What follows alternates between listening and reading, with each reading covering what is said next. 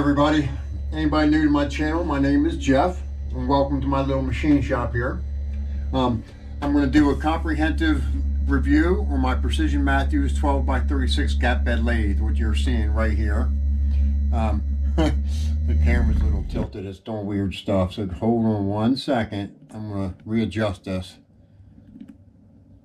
That's crazy.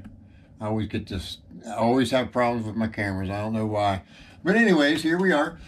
So we're going to do just a verbal review. I'm not going to run the lathe. I'm not going to turn it on. I'm not going to do anything. I've got 3,100 hours in this lathe. I know it like the back of my hand. So anyways, 19 months ago, I purchased this lathe from Precision Matthews. I was in a situation where I needed to get the lathe set up as fast as possible, and it finally came in after a long back order. So I decided to jump in my truck and drive to Pittsburgh and pick it up and bring it home. And I had it set up literally in a couple days.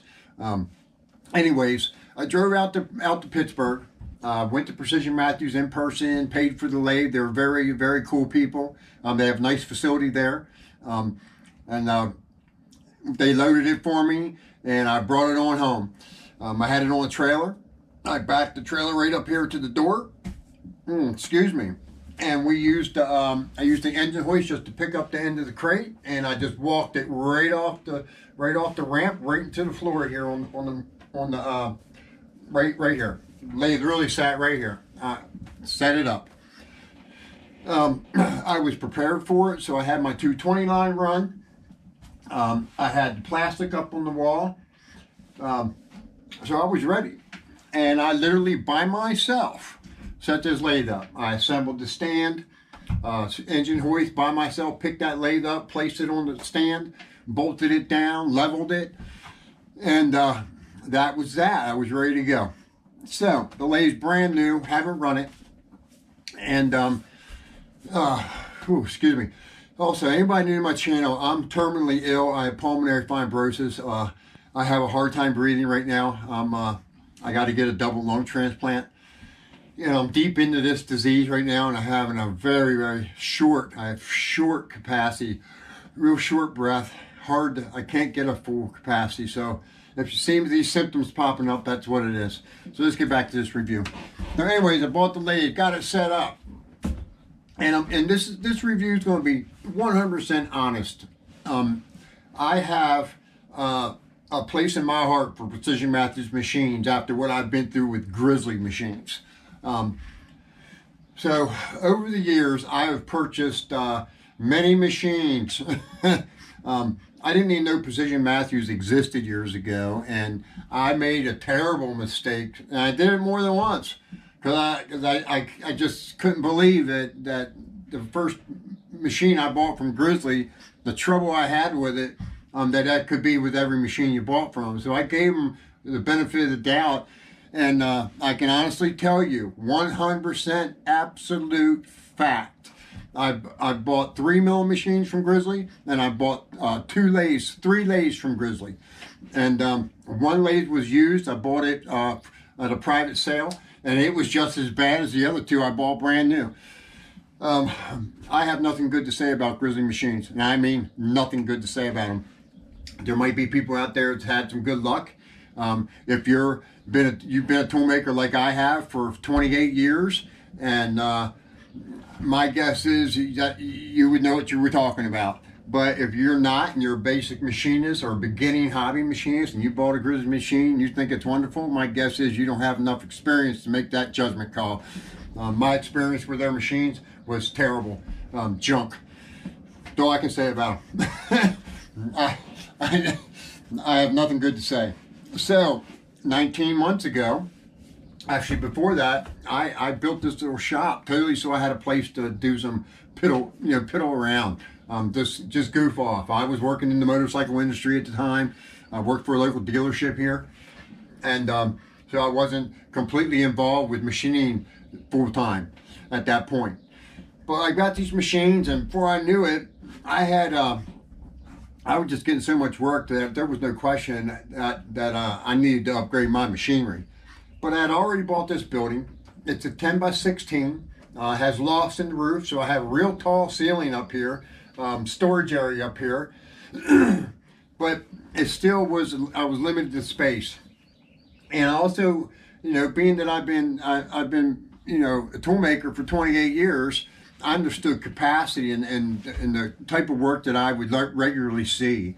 And I didn't need 14 by 40 lathes or big engine lathes and bridge ports. I didn't need any of that.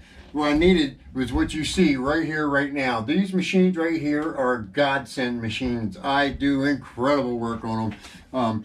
You watch my videos, you'll see the work that comes off these machines. It's fantastic stuff. My background allowed me to fine-tune these machines and get them extremely accurate. Extreme precision comes from them. But anyways, the lathe, got it 19 months ago. I set the lathe up by myself.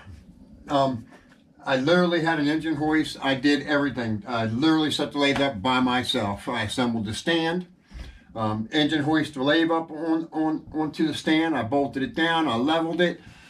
And at that point, we were ready to run. My 220 line was already run. I already had the plastic on the walls. You know, that's a funny thing, the plastic. I watched a couple guys on YouTube who are getting their new machines and they're going to do reviews on them. And they're setting these up with beautiful, beautiful painted walls behind them and stuff like that. And of course, I know right then and there they have no experience at machining at all because of where they're putting the machines, how they're setting them up. You can see that line of oil right there on the wall. They had no idea that was coming because they didn't prepare for it. So there's people that review machines on YouTube that have no experience at machining. So I don't know how you can trust their reviews. Again, I've been doing this 28 years. So my 12 by 36 is set up. I'm ready to go at it. Well, immediately I wrote down here some things, make sure I hit on. The very first thing I wrote down here, it came to my mind was I had a terrible finish. I couldn't get a good finish on the machine. As soon as I turned it on, I threw a piece of aluminum in there, I make a cut, and I had the ugliest finish you could possibly imagine. So right then and there, I knew there was a problem. With my experience, I pretty much immediately thought spindle bearings. Immediately. What I saw, the finish I saw was spindle bearings.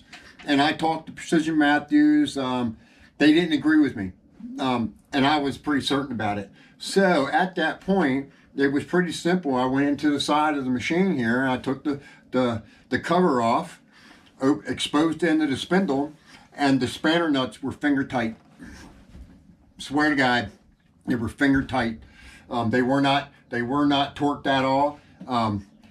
Preload was pretty much not non-existent. So that was the first thing that happened. I had to preload the spindle bearings, torque the spanner nuts correctly, and at that point I had a beautiful finish. It was the spindle bearings. This lathe literally out of the crate had untorqued, excuse me.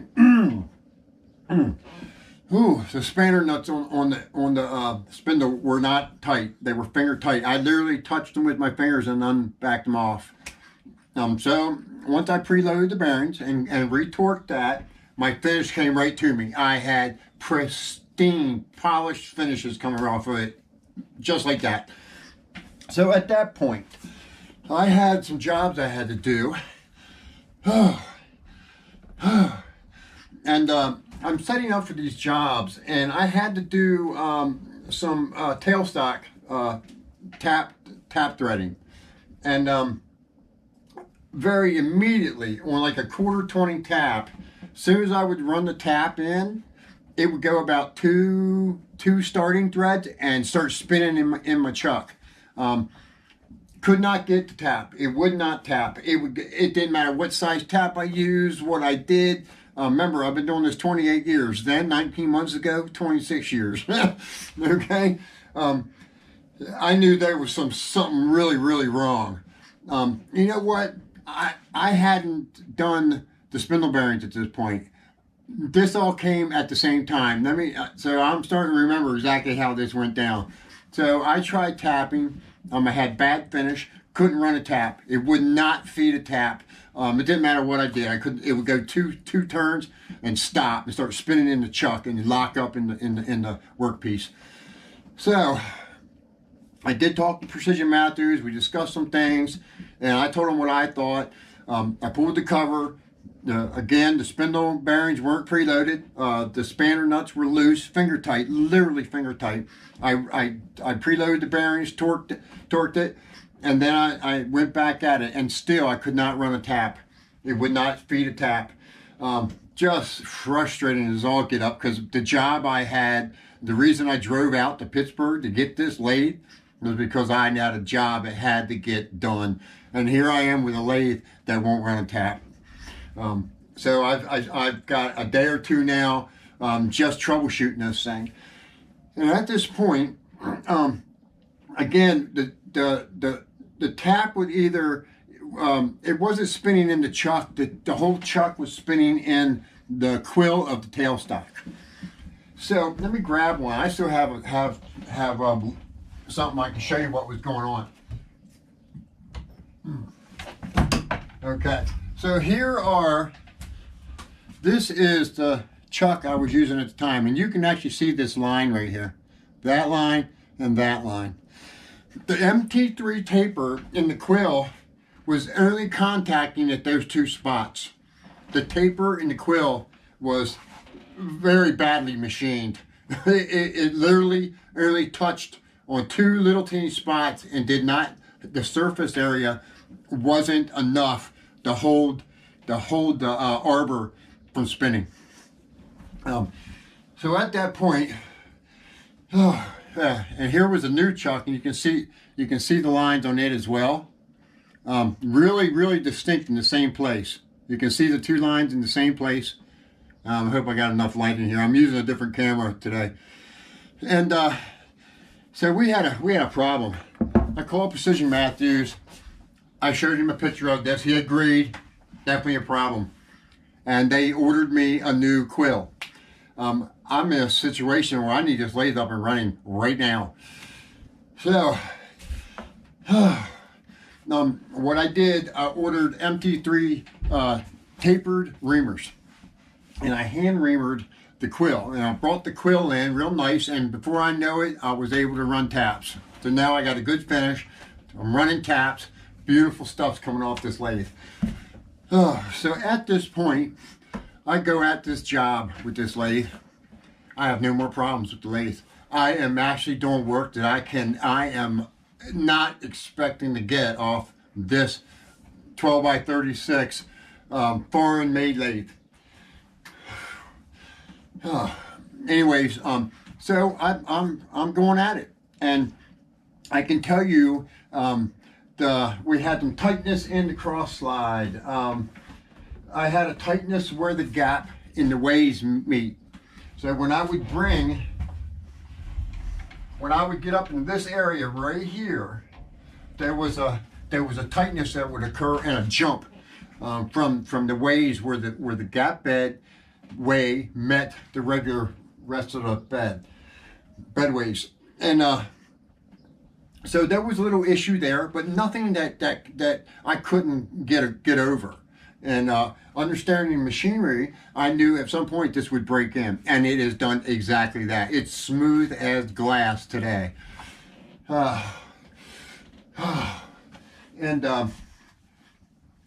man. But anyways, let's get to the cross slide. So on the cross slide, I had tightness all through the movement of the cross slide on the X.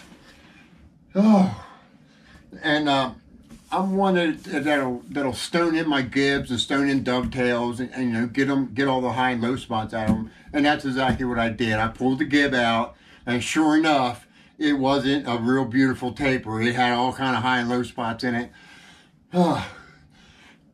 The dovetails were fairly decent. So at that point, I stoned in my gibs. I got them real true, and got the high and low spots all blended together. And at that point, I've had an incredibly smooth cross slide ever since. I mean, it's the tension on it. Once I have my gib adjusted where I like it, my tension is smooth all through the travel. There is no tight spot. It doesn't get loose. It doesn't get tight. It's perfect all the way across. And of course, with 3,100 hours on it, that also has broken real nicely. So at this point, I have a lathe that's absolutely fantastic. You can actually watch some of the videos I have on my YouTube channel here, and you'll see some of the work I've done on this lathe. I do all kind of threading. Anything I do on this lathe is absolutely perfection and precision. This lathe is highly accurate. I'm gonna back to the quill issue. So back when Precision Matthews and I were discussing this quill problem, I told him we got the spindle bearings all preloaded correctly, and my finish was now absolutely beautiful. And we were working on the quill issue. I had a piece of drill rod, stainless steel 304 drill rod that was exactly 36 inches in length. So I put it between centers, and I ran an indicator across 36 inches on this lathe, and I can, in absolute fact, from the spindle to 36 inches to the tailstock, it was out 3/1000 of an inch. That's how good that lathe was right out of the crate. I had a 3/1000 taper over 36 inches. Incredible stuff. I can't begin to tell you I've done pretty much any and all operations you can do on this lathe. That, you know, there's certain things I haven't done. I don't have a taper attachment, so I've never done anything like that on it. Not here. But I've done precision boring. Every single operation I do on this lathe at this point is aerospace accuracy. Guaranteed, I can cut to a 10/1000 of an inch with this lathe. I bought the lathe without a dro. I bought a cheap dro. I think I got it from Vivor. I gave it a shot. I put the dro on myself, and that dro is absolutely dead on. It's an excellent dro. It's an older readout. Here, we'll turn it on. I'll turn the one on the mill too. This is LCD on the mill.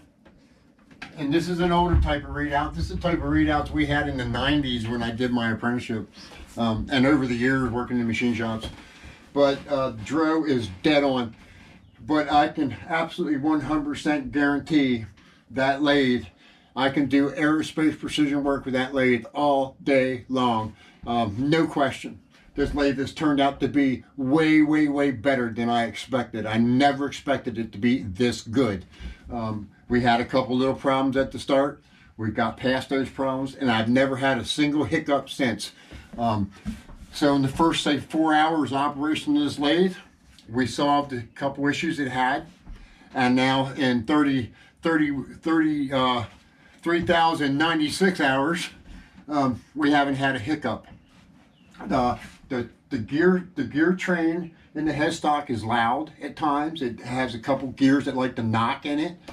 Doesn't affect the operation of the lathe at all, but it does have quite a bit of noise that comes out of it at times. And then other speeds, smooth as glass, quiet as can be. I mean, it's a gear. There's a lot of gears in there turning, so it makes gear noise.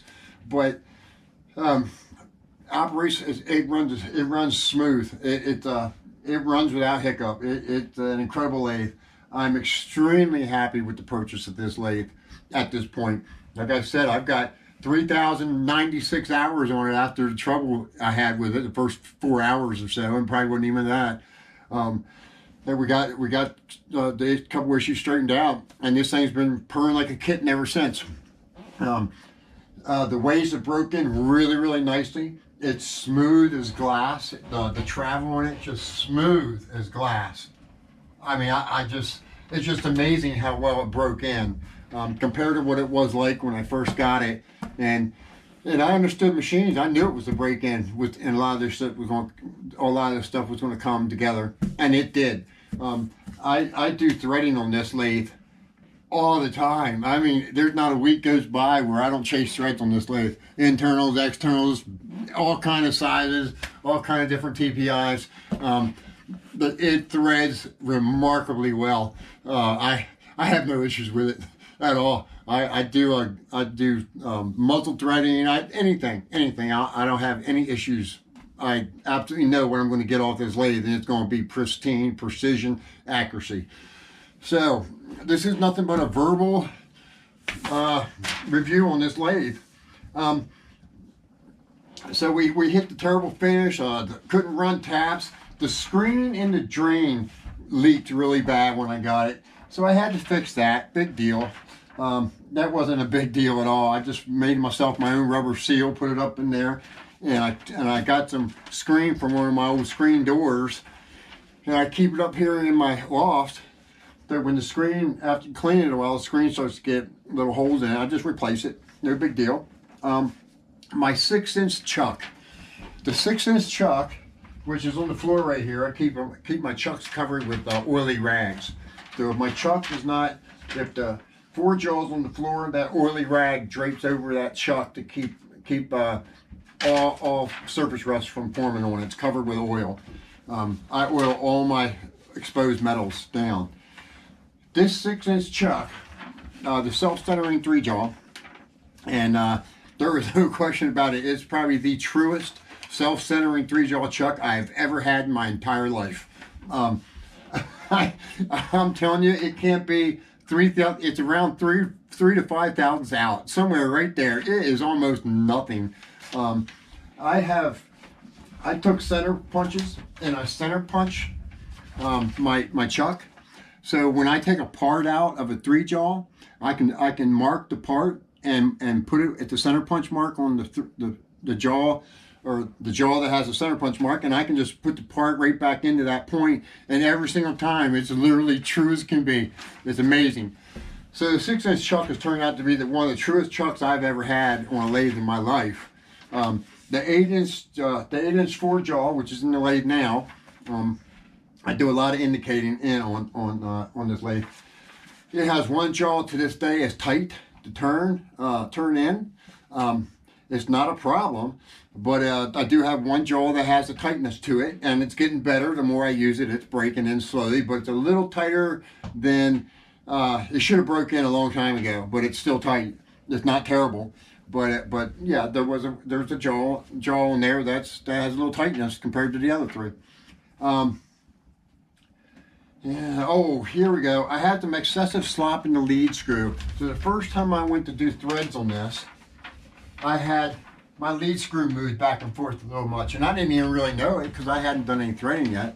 So the first time I went to chase threads, I noticed an issue. It was quickly solved. 2 little spanner nuts right there. All I did was adjust them and tighten them. And I haven't had a problem since. That was solved right there. I've been chasing threads ever since. Never loosened up again.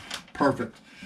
Let's see. Center to center, 36 inches. I was out by 3/1000ths of an inch. That's how good that was. That's just incredible. Gearbox is loud at certain speeds, but it's okay. Cross slide needed stone. We talked about that. Braking on the ways.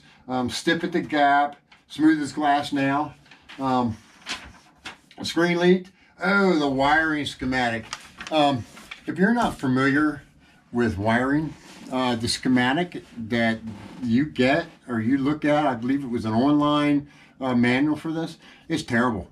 If you don't understand wiring, I don't think you're going to do real well with their wiring schematic. I understood wiring, so I didn't have much of an issue, so be careful there. And that's pretty much it. So this is a 28-year veteran toolmaker giving you a comprehensive review of Precision Matthews 12x36 gap bed lathe. Verbal. We don't need to run it. That machine runs like a kitten. It purrs and purrs away. I know what I can do on it right this very second, and it's precision work. It's an excellent lathe. I have never bought a machine that didn't have some kind of a problem right out of the crate. Every single machine I've bought, and like I said, I bought multiple machines from Grizzly, and I would never spend another $1 with them. Every machine I'm getting from now on is coming from Precision Matthews, I wish I could buy American-made machines, but a machine in this class would be 3, 4, 5 times as much. You would pay $15,000-$20,000 for a machine. This machine, I think I paid a little over $5,000 for it, and then of course that's no tooling, no nothing. And you can see the array of tools I have up here. I have, let me see, 1, 2, 3, 4, 5, 6, 7, 8, 9, 10, 11, 12, 13, 14. I have 15 tool holders up there. Every single tool holder fits as it should, tightens down as it should, and every single one works flawlessly. These tool holders were purchased after the machine was purchased, and they were purchased from a different manufacturer, and every single one goes on that tool post perfect. I haven't had a single one of these tool holders that I purchased that I had any trouble with. And you can see up here, I got an array of boring bars. This is all my go-to tools. Let me show you real quick. Let me see if I can get this camera to do this without screwing something up. So let you see the tooling here. So there's my tooling right there. And I, of course, got my 2 chucks laying here on the table still. Let me turn this. I got this little GoPro in my gimbal. I've never done this before. I've never even used the GoPro before. This is the first time I've actually got it to use it. But here are my 2 chucks. Let me put them back up here. Oh, I'm in, as you can see, I sit in my wheelchair. I've had 18 spine surgeries, and I tend to stay in my chair if I can, because standing can be really uncomfortable. So anyways, there you go. This is from a guy who runs this lathe every single day. And I can assure you, this lathe is fantastic. It's a fantastic lathe. You got to understand, it's a $5,000 foreign manufactured lathe. You're going to get more than you think you're going to get. That is, I had no expectations of getting a lathe of this quality. I did not think it would be this good. I thought it would. I was just hoping that I could get some decent work made with, done with it. It's turned out I can do aerospace precision work all day long with it. It is excellent. So,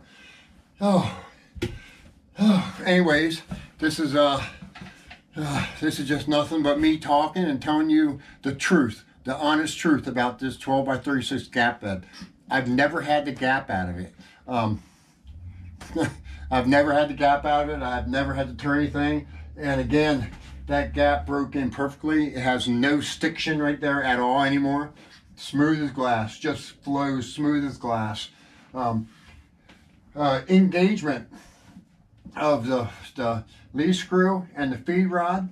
When I first got it, they were typical, again, brand new machinery. Machines always have bugs in them. Machines have to break in. And that's exactly what happened there too.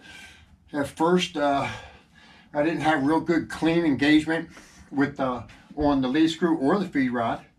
And it didn't take long at all. And I actually remember being on the phone with Precision Matthews one day, telling them, I emailed them, was telling them how well it was engaging now.